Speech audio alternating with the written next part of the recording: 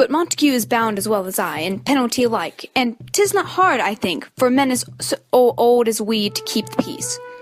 Of honourable reckoning are you both, and pity 'tis you lived at odds so long. But now, my lord, what say you to my suit? But saying or what I have said before, my child is yet a stranger in the world. She hath not seen the change of 14 years. Let 2 more summers wither in their pride, ere we may think her ripe to be a bride.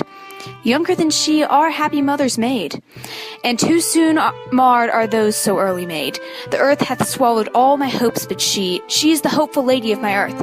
But woo her, gentle Paris, get her heart. My will is to her consent is but a part, and she agree within her scope of choice lies my consent and fair according voice.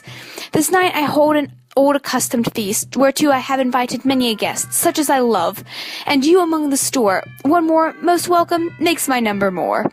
At my poor house look to behold this night earth-treading stars that make dark heaven light.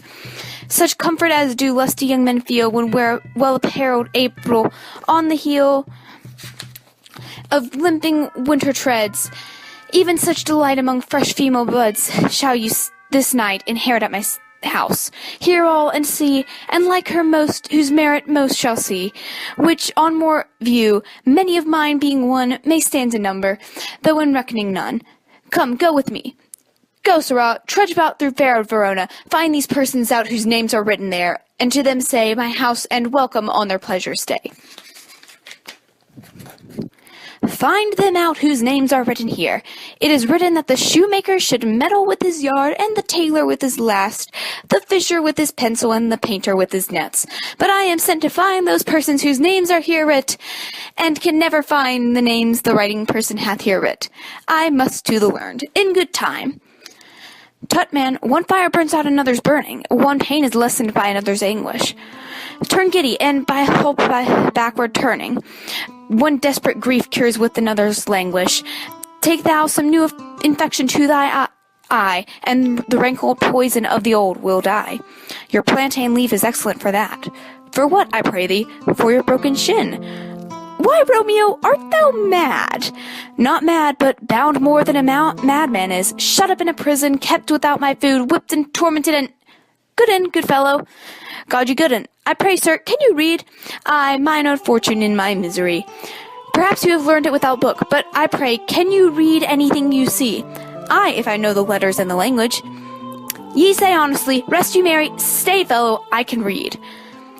Signor Martino and his wife and daughters, County Anselme and his beauteous sisters, the lady widow of Vitruvio, Signor Placentio and his lovely nieces, Mercutio and his brother Valentine, mine uncle Capulet, his wife and daughters, my fair niece Rosaline, Livia, Signor Valentino and his cousin Tybalt, Lucio and the lively Helena.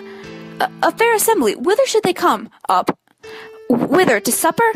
To our house. Whose house? My master's. Indeed, I should have asked you that before.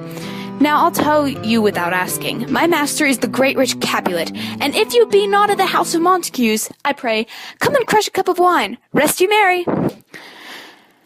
At this same ancient feast of Capulet sups the fair Rosaline, whom thou lovest, with all the admired beauties of Verona. Go thither, and with an untainted eye, compare her faith with some that I shall show, and will make thee think thy swan a crow. When the devout religion of mine eye maintains such falsehood, then turn tears to fires, and these who often drowned could never die. Transparent heretics, be burnt for liars. Oh, one fairer than my love, the all-seeing sun never saw a match since the world first began. But you saw her fair, none else being by, have herself posed with herself in either eye. But in that crystal scales let there be weighed your lady's love against some other maid, that I will show you shining in this feast, and she shall show well that now seems best. I'll go along, no such sight to be shown, but to rejoice in splendor of my own.